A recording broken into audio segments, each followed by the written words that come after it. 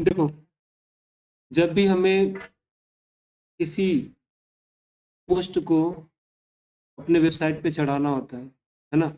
तो सबसे पहले हमें क्या करना होता है कि उसका कंटेंट लिखना पड़ता है, ठीक है ना? मतलब वो पोस्ट लिखना पड़ता है और पोस्ट लिखने के लिए हमें कुछ चीज़ों पे ध्यान देना होता है, जैसे कि कीवर्ड रिसर्चिंग। सबसे पहला पार्ट हमारा यही होता है ना? टॉपिक हमने चूज़ कर लिया, उस टॉपिक के बाद हमें क्या करना होता है, कीवर्ड रिसर्चिंग पे ध्यान देना होता है। अब कीवर्ड रिसर्चिंग आप कैसे कर सकते हैं? किसी भी कीवर्ड को यानी कि जो भी सर्च टर्म या गूगल के सर्च इंजन वगैरह में यूज़ किया जाता है सर्च करने के लिए, किसी रिजल्ट को फाइंड करने के लिए, वही हमारा कीवर्ड हो गया, है ना? और उस कीवर्ड को हम ले जाके गूगल ट्रेंड्स और बाकी और भी वेबसाइट्स हैं, जहाँ पे हम इसको चेक कर सकते हैं कि इसका ट्रेंड क्या है ना? इस पे कितना वॉल्यूम आ रहा है ना? ये सारी चीज़ें हम चेक करके फिर एनालिसिस करते हैं। बहुत सारे अपने कॉम्पिटिटर के वेबसाइट्स को देखते हैं, जो कि उस पोस्ट से रिलेटेड है और वहाँ से हम क्या करते हैं, उनके कीवर्ड को इंस्पेक्ट करते हैं, है ना?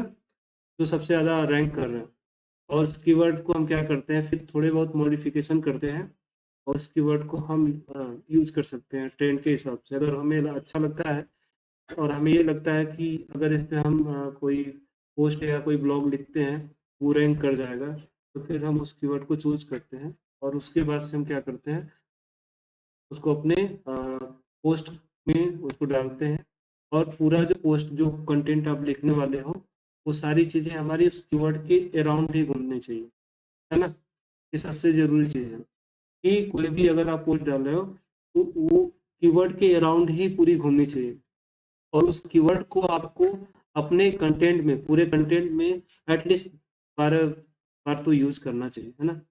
आप अधिक कर दोगे तो ठीक ही है, बट 12 से कम ना करो, है ना?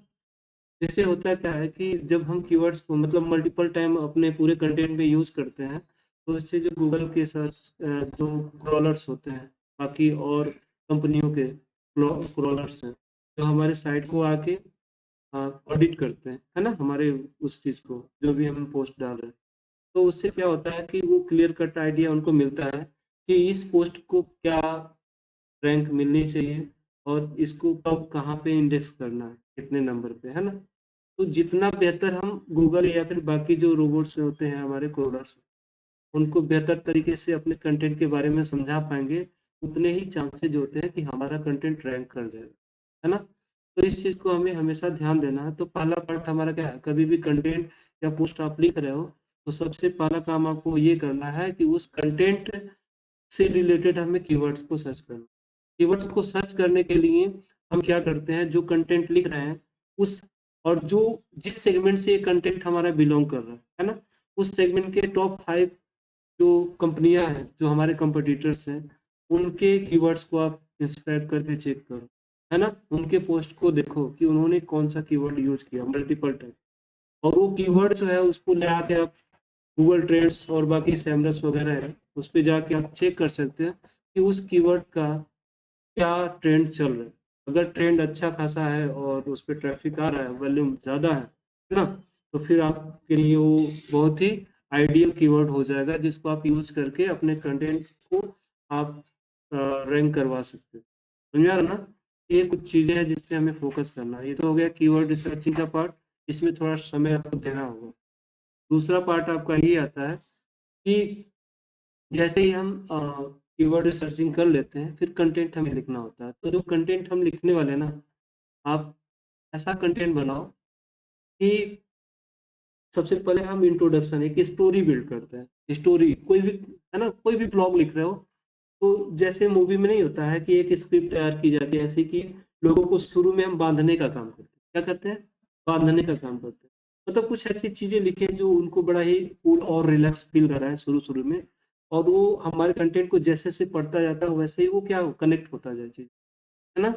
हमें कीवर्ड अपने पूरे पैराग्राफ को, पूरे कंटेंट को इस तरह से लिखना होता है ताकि वो शुरू में आए तो इरिटेट ना हो। इस चीज़ का ध्यान देना है ना? और दूसरी चीज़ ये देखनी है कि हम जो वर्ड यूज़ कर रहे हैं, जो भी शब्द यूज़ कर रहे हैं, जो फ्रेजेस यूज़ कर रहे हैं, सेंटेंस वगैरह, वो कितना है मतलब कितना कनेक्ट कर रहा है किसी बंदे से, है ना? जितना आप कनेक्ट कर पाओगे उतने ही चांसेस है कि आप आगे रैंक करवा पाओगे अपनी चीज़ को। आपने पता नहीं किस लैंग्वेज में, पता नहीं कितने टफ वर्ड को यूज कर दिया और पता नहीं यूजर को समझ में आ रहा कि नहीं आ रहा। तो ऐसी स्थिति में क्या होगा, वो यूजर आके कंटेंट में रुकेगा नहीं, वो तुरंत वहां से बाउंस कर जाएगा। समझा रहा ना? अगर ऐसा होता है तो ज्यादातर लोग अगर बाउंस करने लगे आपके कंटेंट्स, तो गूगल क्या करेगा, गूगल को लगेगा कि यार ये कंटेंट अच्छा नहीं है या फिर ये ऑथेंटिक नहीं है, इसीलिए लोग आते तो हैं लेकिन रुकते नहीं, चले जाते हैं। समझा रहा ना? तो ये सारी चीजें हैं, ये कुछ बारीकियां हैं जिसको हमें अपने दिमाग में रखनी है कंटेंट राइटिंग से। ठीक है। इसके बाद दूसरा काम हमें ये करना होता है कि उस कीवर्ड को कितने बार अपने पूरे कंटेंट में रखना है ना? अब कुछ कीवर्ड यानी कि उसको हम बोलते हैं फोकस की भी बोल सकते हैं। क्या बोल सकते हैं? फोकस की। यानी कि हम यही चाहते हैं कि कोई यूजर या कोई गूगल है ना, उस कीवर्ड, स्पेसिफिक कीवर्ड पे ही फोकस करे, है ना? तो इसके लिए उसको बार बार बताना पड़ेगा। जैसे कि आप मान लो किसी से कोई कहानी कर, है ना, या फिर कोई बात ही कर ना, लेकिन आपका क्या है, आप अंदर से सोच रहे हो कि हमको इस स्पेसिफिक स्पेसिफिक वर्ड को इस बंदे के दिमाग में डालना है। हम क्या करते हैं, जब कुछ भी बोलते हैं बताते हैं तो उसको बार बार वो चीजें कहीं ना कहीं बताते बताते वो चीजें ला देते हैं, कई बार लाते हैं ना। जब कई बार लाते हैं तो सामने वाला भी समझ जाता है, अच्छा हाँ, इसकी ही बात कर रहे हैं, घुमा फिरा के इसी पॉइंट पे। समझा? तो ये सेंस हमें कंटेंट लिखते समय भी रखना है अपने दिमाग में कि हमें कैसे कंटेंट को लिखना है। कम से कम 12 बार अपने कीवर्ड्स को, यानी कि जो फोकस की उसको यूज करना ओवरऑल कंटेंट में एटलीस्ट। उसके बाद से क्या करना है, देखो पहला काम तो हो गया। एक दूसरा काम क्या है कि कहानी जो आप गढ़ रहे हो ना, जो स्टोरी बिल्ड कर रहे हो, वो कैची होनी चाहिए, लोगों को कैच करने वाली होनी चाहिए, पकड़ने वाली होनी चाहिए, है ना? इसके लिए हमें इंट्रोडक्शन पार्ट को बड़ा ही अच्छे से वो रखना पड़ता है। और सबसे पहला जरूरी काम होता है हमारा टाइटल, जितना कैची होगा लोग हमारे ब्लॉग पे आएंगे उतना, है ना? तो टाइटल को कैची बनाओ, उसके बाद से अपनी कहानी को ऐसे बिल्ड करो कि अगर कोई गलती से भी आ गया ना, तो उस कहानी को 2 लाइन पढ़ने के बाद उसको लगे कि तीसरा लाइन भी पढ़ना चाहिए हमें, है ना? और ट्राई ये करो कि अगर आपकी कहानी मान लो 500 वर्ड या 1000 वर्ड की है, तो उसमें आप कितने ज्यादा पैराग्राफ में डिवाइड कर दो, छोटे छोटे पैराग्राफ में डिवाइड करो। 4-4 लाइन का पैराग्राफ बना दो, 5-5 लाइन का पैराग्राफ बना दो। इससे फायदा क्या होगा कि वो बंदा इजीली आपके पूरे कंटेंट को पढ़ लेगा, पता भी नहीं चलेगा उसको। और अगर आपको मैसी कंटेंट वैसे ही डाल दिया बिना पैराग्राफ को, अलग अलग पैराग्राफ बनाए हुए, तो दिक्कत ये होगी कि वो बंदा पहले ही देखे अरे इतना सारा कौन पढ़ेगा इतना। ठीक है ना? तो थोड़ा थोड़ा करके अगर आप उसको कंटेंट दे रहे हो तो बेहतर तरीके से समझ पाएगा और कनेक्ट हो पाएगा। दूसरा तरीका ये है अपने कंटेंट को ऑप्टिमाइज करने का कि हम ज्यादातर हेडिंग्स का यूज करें, है ना? हेडिंग्स का यूज करें, हाईलाइट करें चीजों को, बोल्ड करें जो जिस पे फोकस करवाना चाहते हैं, है ना? कुछ कुछ चीजें जो मेन मेन टॉपिक है, ऐसी चीजों को बोल्ड कर दिया करें। ठीक है ना? और दूसरी चीज ये करें कि अगर हमें कंटेंट में कहीं लिस्ट दिखानी है, लिस्ट दिखाना है, नंबरिंग वगैरह करना है, तो लिस्ट का यूज कर लो आप, ज्यादा बेहतर होता है ना? डॉट्स वगैरह में दिखा सकते हैं। इसके अलावा हम क्या कर सकते हैं अपने पूरे कंटेंट में, एक काम और कर सकते हैं, जैसे कि इमेजेस यूज करना, है ना? आप अपने कंटेंट से रिलेटेड इमेजेस को चूज करो, है ना? और जब भी आप इमेज अपने ब्लॉग में डाल रहे हो तो सबसे जरूरी चीज होता है इमेज को लेके कि इमेज हमारा ऑप्टिमाइज होना चाहिए। अब ये कैसे ऑप्टिमाइज होगा, मैं आपको बताऊं। अगर इमेज को ऑप्टिमाइज करना है तो पहला काम ये है, अगर हमारे पास वर्डप्रेस की वेबसाइट है तो हम प्लगइन यूज कर सकते हैं इमेज ऑप्टिमाइजर की। बट उसके अलावा भी हम अपने से कुछ काम कर सकते हैं, जैसे कि इमेज की साइज हम एक स्पेसिफिक साइज लेके चलें, एक पैटर्न ले लें। सपोज करो हम ब्लॉग डालते हैं तो ब्लॉग का जो इमेज होगा, जो फीचर होगा या फिर उसके अंदर का होगा, एक पैटर्न उठा लेते हैं कि 1200 बाई 500 का हमारा एक इमेज होगा, है ना? पिक्सल उसका डायमेंशन होगा। अब उस डायमेंशन के हिसाब से अब उसका जो पिक्सल यानी कि कितना फाइल की साइज होने वाली है, वो हमें 100 केबी से अंदर रखना। जितना ज्यादा कम कर सकते हैं कर लो, है ना? इसके लिए आप क्या कर सकते हो, टीनी पीएनजी और बाकी और भी वेबसाइट्स हैं जहाँ पे जाके हम अपने फाइल को छोटा कर सकते हैं, ऑप्टिमाइज कर सकते हैं। ठीक है ना? अगर 2 MB या 3 MB या 500 केबी का आपका कोई फाइल है इमेज की, तो उसको लेके जाओ और उस टीनी पीएनजी और बाकी जो साइट्स जो कंप्रेस करती हैं वहाँ पे ले जाके डाल के फिर वहाँ से डाउनलोड कर लो, यानी कि उसका एक ऑप्टिमाइज वर्जन आपको मिल जाएगा, है ना? इसके बाद तीसरा काम करना है कि कभी भी अगर हम वेबसाइट में अपने पोस्ट डालते हैं, वेबसाइट से रिलेटेड, वेब पेज से रिलेटेड कोई भी काम करते हैं, चाहे वो छोटा-सा लोगो ही क्यों ना हो, उस लोगो को आपको क्या करना है, उस लोगो को हमेशा वेब पीक फॉर्मेट में रखना है। ये गूगल प्रेफ़र करता है कि वेब पीक फॉर्मेट में आप रखोगे, तो हम आपको ज़्यादा प्रेफ़रेंस देंगे। समझ में आ रहा है ना? तो वेब पीक फॉर्मेट में रखना है। आया, क्लियर है ना? उसके बाद से दूसरा मैंने आपको बता दिया, पहला बताया कि आपको साइज़ उसकी अच्छी रखनी है और जो भी फाइल साइज़ होगी वो भी आपको रखना है, डायमेंशन भी प्रेफ़र कर लेना कि किस डायमेंशन में। ऐसा नहीं कि इसमें हमने 500 बाई 1200 का कर दिया और इसमें 1200 बाई 300 का कर दिया, ऐसा नहीं करना है। हमें इमेज एक पैटर्न, एक सीक्वेंस का होना चाहिए, ताकि आइडियल लगे। आप जब भी देखो, एक पेज से दूसरे पेज पे अगर कोई बंदा जाता है आपके वेबसाइट पे, तो उसको ऐसा ना लगे कि यार इस पे छोटा है, बड़ा है, थोड़ा ऑकवर्ड नहीं फ़ील होगा? तो इससे क्या होता है कि वो हमारे लिए नेगेटिव इम्पैक्ट डालता है, ठीक है ना? तो हमें हमेशा इमेज की साइज़ फिक्स रखनी है। दूसरी चीज़ हो गई आपकी, डायमेंशन को फिक्स रखना है और फाइल साइज़ को 100 केबी से अंदर रखना है, वेब फॉर्मेट होना होना चाहिए। और तीसरा जो इम्पोर्टेंट चीज़ है, जब भी आप इमेज डालते हो तो जो आपका फ़ोकस की कंटेंट पे हो रहा है ना, जो भी फ़ोकस की आप कंटेंट में यूज़ कर रहे हो, उसी फ़ोकस की को अपने आल्ट टेक्स्ट में डालो। जितने भी इमेज डाल रहे हो ना, सारे इमेज में आप डाल दो, वो फ़ोकस की यूज़ कर लो। समझ में आ रहा है ना? इससे क्या होता है कि कभी-कभी हमारा जो इमेज है, वो इंटरनेट के इश्यू की वजह से लोड नहीं पाता। अगर वो नहीं लोड होगा तो उस समय हमें क्या मिलेगा, हमारा फ़ोकस की और जो उससे रिलेटेड चीज़ें हमने डाली हैं वो हमें दिख जाएगा।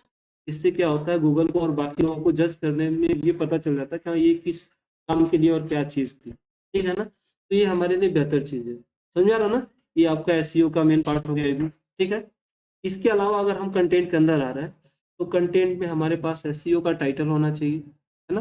टाइटल की लेंथ आपकी मान के चलो 65 या 70 के अंदर ही होनी चाहिए, टाइटल जो भी होता है, ठीक है ना? एक मेटा डिस्क्रिप्शन को हमें यूज़ करना होता है।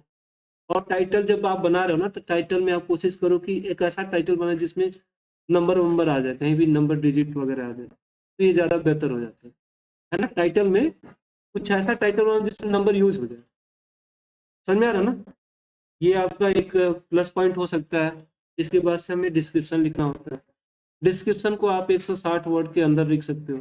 जो मेटा डिस्क्रिप्शन, जब हम गूगल पे सर्च करते हैं किसी चीज़ को ना, तो वेबसाइट का लिस्ट आता है ना, उसमें जो डिस्क्रिप्शन आपको दिखता है, वो मान के चलो 160 वर्ड के अराउंड होना चाहिए, उससे कम ही हो, मतलब उससे अधिक ना हो।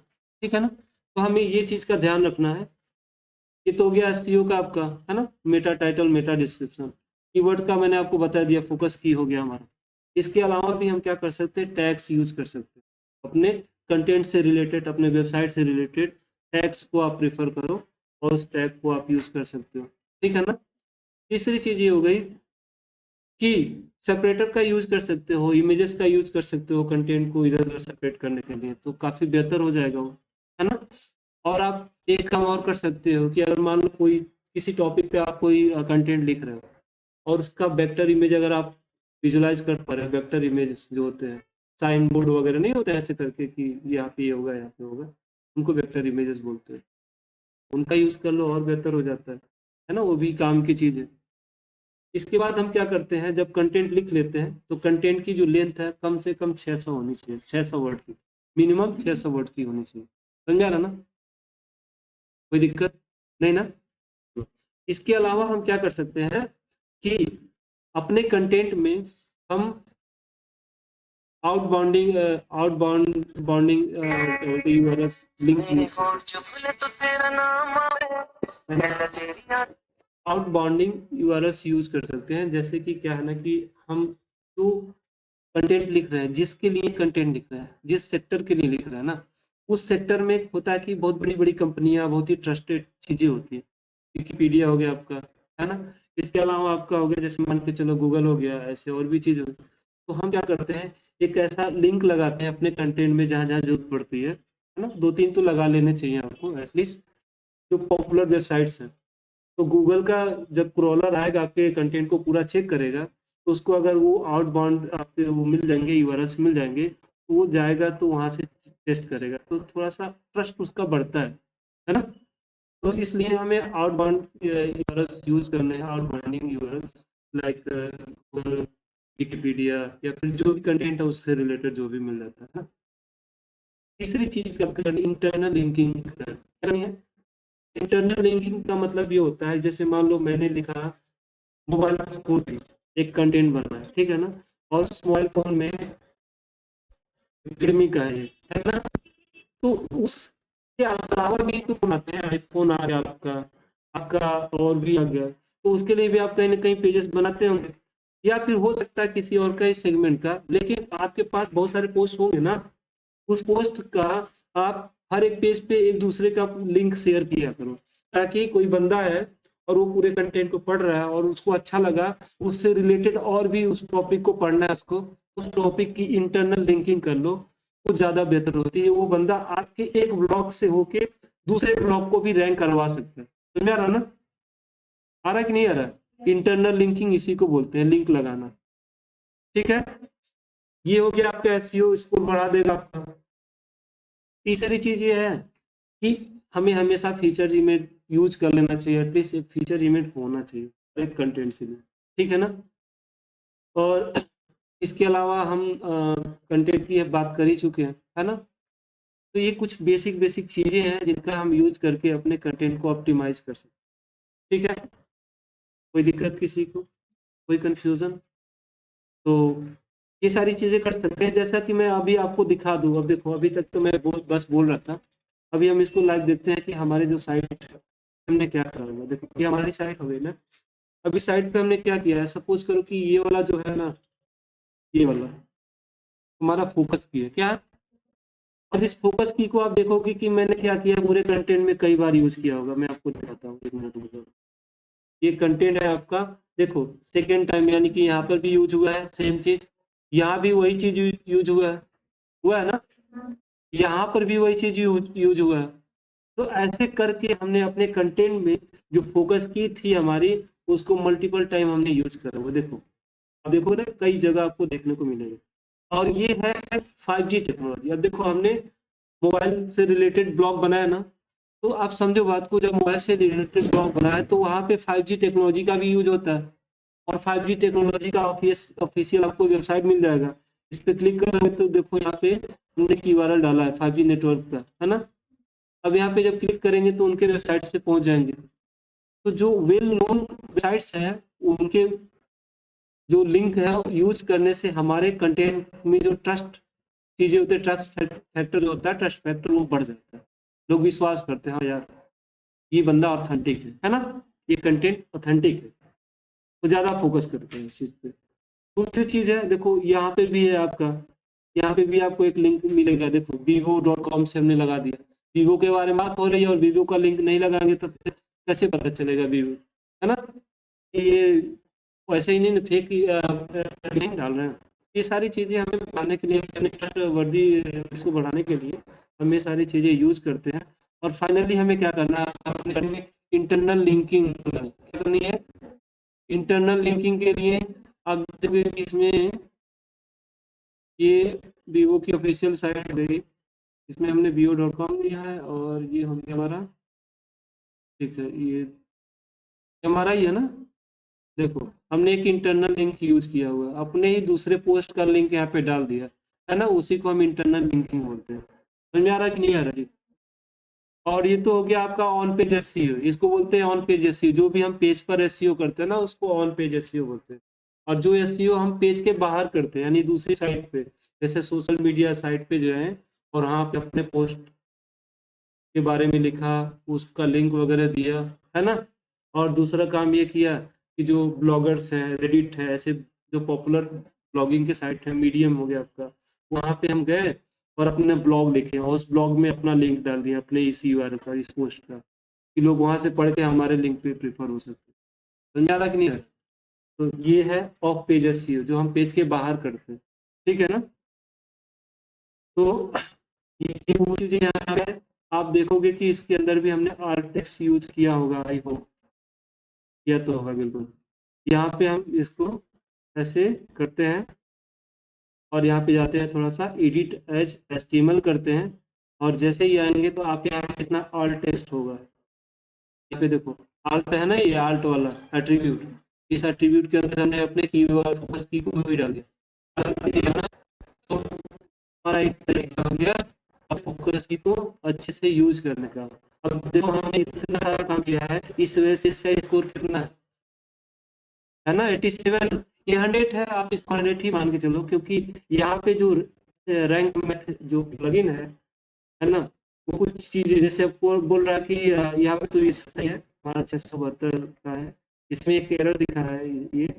अब कौन सा एरर दिखा रहा है, ये बोल रहा है कि अपने कंटेंट को आप ऑप्टिमाइज करो, उसके लिए कंटेंट एआई नाम का एक प्लगइन है, उसको यूज कर लो, है ना, इसको यूज कर लो। हमने नहीं यूज किया है ना, तो इसमें एक एरर दिखा रहा है। और बाकी जो दूसरा एरर है कि आपका जो टाइटल है वो क्या बोलते हैं, पॉजिटिव और निगेटिव सेंटीमेंट नहीं होता। सेंटीमेंट क्या होता है, सेंटीमेंट बेसिकली वो वर्ड्स होते हैं जिसपे लोग क्या होते हैं, ज्यादा कनेक्ट होते हैं। जैसे मैं एग्जाम में पास हो गया, तो मैं बोलूंगा हुर्रा मैं तो पास हो गया, है ना, और मैंने उसको बचा लिया, यानी कि मैंने प्रोटेक्ट किया। तो प्रोटेक्ट और ये जो चीजें ना, जो कहीं ना कहीं मन से एक भाव निकलता है, वही सेंटिमेंट्स वर्ड होते हैं। और उन वर्ड का अगर हम अपने टाइटल में यूज करते हैं, तो इससे होता है कि जो यूजर है जब हमारे टाइटल को देखेगा तो वो ज्यादा कनेक्ट हो सकता है उस टाइटल से, और जब कनेक्ट होगा तो फिर वो हमारे पूरे ब्लॉग को पढ़ सकता है ना। ये होता है हमारा जो अभी ये आपको एक वार्निंग दे रहा है कि हाँ आपको ये करना चाहिए, तो ये हमें करना चाहिए, बट हमने देखो किया ही होगा, अपने तरीके से हमने किया होगा। यहाँ पे दमदार फीचर्स है ना, ये दमदार भी आपका एक वही है, सेंटिमेंटल वर्ड है ना। बेस्ट चॉइस इसमें आप पाएंगे तो ये भी आपका हो जाएगा। तो कुछ चीजें हैं, है ना। तो हमने ऑलमोस्ट अपने ब्लॉग को ऑप्टिमाइज कर लिया है ना। और आप सभी लोगों को जब भी आप ब्लॉग डालोगे तो अपने सारी चीजों को ऐसे ही ऑप्टिमाइज करनी है ना। ये आप वीडियो बार बार देखना, अगर आपको कहीं भी कंफ्यूजन होता है, जब आप नहीं समझ पा रहे हो, इस वीडियो को जरूर देखना। और जब देखोगे तो समझो कि 1 से 2 3 4 5 बार के बाद ना, पता है आप एकदम एक्सपर्ट हो जाओगे इतना ये काम करने के लिए, ठीक है ना। बाकी आगे का जो एसईओ करना है हमें, है ना, रिडायरेक्शन, ये ब्रोकन लिंक्स हो गए आपके, है ना, और बाकी और भी चीजें जो होती हैं उनको हम कैसे मॉडिफाई करेंगे, कैसे उसमें एसईओ करेंगे, वो बाद में हम लोग करेंगे। फिलहाल तो हम अभी ऑन पेज एसईओ पे ही फोकस करते हैं। ओके, तो अभी के लिए आप सभी लोगों को समझ में आया, सो नहीं समझ में आया आपको, आ गया कैसे कंटेंट को। और हाँ एक चीज देखो, मैं एक इंपॉर्टेंट चीज भूल गया आपको बताना, यहाँ पे ध्यान देना, यहाँ पे जो यूआरएल बनेगा ना हमारा, उस यूआरएल को आप इंग्लिश में लिखना, ठीक है। और उस यूआरएल में भी हमें अपने फोकस की को यूज करना होता है, ठीक है ना। अपने यूआरएल में भी इस फोकस की को यूज करना है, और अपने जो मेटा डिस्क्रिप्शन है, मेटा टाइटल, हर जगह तो यूज करना ही करना, ठीक है ना। तो इस तरह से हम एक आइडियल कंटेंट लिख सकते हैं, समझ आ रहा कि नहीं आ रहा। और बाद में कंक्लूजन अगर देना, आपको कंक्लूजन दे दो कि भाई ये पूरी जो स्टोरी थी आपने पढ़ा तो आपको क्या मिला और हम क्या बताना चाहते थे, है ना। ऐसे अगर हम करते हैं तो एक बेहतर कंटेंट, ऑप्टिमाइज कंटेंट लिख सकते हैं, ठीक है ना। और बाकी जब वार्निंग अगर आता है, आपको किसी भी प्रकार का वार्निंग आता है, तो इन सभी वार्निंग को यहाँ पे आप देख सकते हो, इस पे क्लिक करोगे तो सारे वार्निंग्स दिखेंगे। अभी ये सब ग्रीन ग्रीन है तो अच्छा लग रहा है, नहीं तो जब शुरू शुरू में आप डालोगे तो आपको पूरा ब्लैक रेड रेड दिखेगा, है ना। अगर आपको नहीं समझ में आता है तो यहीं से ऐसे दबा के पूरा सेलेक्ट कर लो ओपन करके, और इसको कंट्रोल सी के जाके चैट जीपीटी या डीप सीक पे जाके वो सारी चीजें आप डाल दो, है ना। और बोल दो कि मुझे यार ये सारी चीजें क्यों आ रही हैं और मुझे फिक्स करके बताओ। आप जितने ज्यादा इंस्ट्रक्शन दोगे ना एआई को, उतना ही बेहतर आपके लिए वो काम करेगा। तो मैं ये नहीं कहूंगा कि एआई से ही छाप दो, बट ये करो कंटेंट अपना लिखो और उसको एआई से आप करेक्ट करवा सकते हो, समझा रहा ना। और भी बेहतर उसको बना सकते हो। तो एआई का यूज करना आप लोग अपने दिनचर्या जो डेली लाइफ में जितना ज्यादा कर सकते हो, जितना करवा सकते हो, अच्छा है आपके लिए, है ना।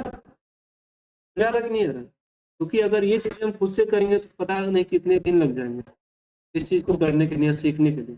और यही आने से फायदा यही है कि हमारे काम बहुत जल्दी होंगे, और बहुत जल्दी होंगे तो भाई कौन नहीं चाहता हमारा काम जल्दी, है ना।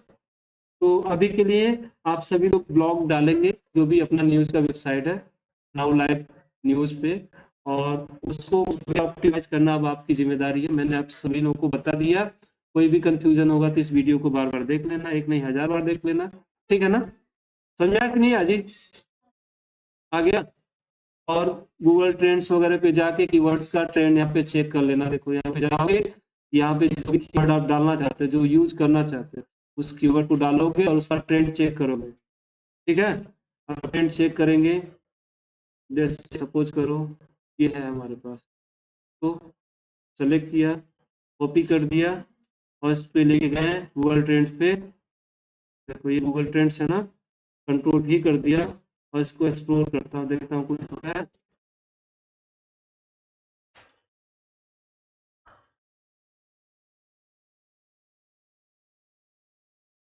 तो कंपेयर कर सकते हो, आप किससे कंपेयर करना चाहते हो।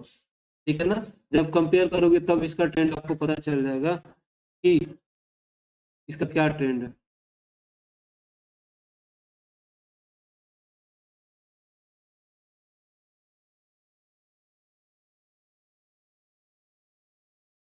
स्मार्ट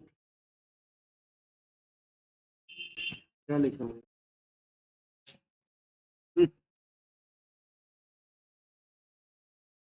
फोन्स, ये हो गया। अब यहाँ पे आप चीजों को देख सकते हो क्या है ना, और किस जगह से ट्रेंड आ रहा है। तो अभी देखो यहाँ पे कुछ खास समय दिख नहीं रहा है। ठीक है ना, ये सारी चीजें रिसर्च का पार्ट है। ट्रेंड, जो भी चीजें ट्रेंड में होंगी उसी चीज को यूज करेंगे। अगर हम चाहते हैं अपने ब्लॉग को बेहतर क्या बोलते हैं रैंकिंग देने, है ना, देना, तो इसके लिए हमें इन ट्रेंड्स वगैरह को यूज करना होगा। और दूसरी चीज है कि हमारे कंटेंट को हमेशा आप टेस्ट करो कि वो प्लेगरिज्म टाइप का तो नहीं है, डुप्लीकेट कंटेंट तो नहीं ना उठा रहे हम लोग, है ना। क्योंकि अगर डुप्लीकेट कंटेंट आप कहीं भी गलती से भी यूज कर दोगे तो समझो कि वो वाट लग जाएगी। ठीक है ना, तो डुप्लीकेट कंटेंट को जितना ज़्यादा आप इग्नोर कर सकते हो करो। समझ में आ रहा जी? तो अभी के लिए इतना ही, थैंक यू, बाय बाय।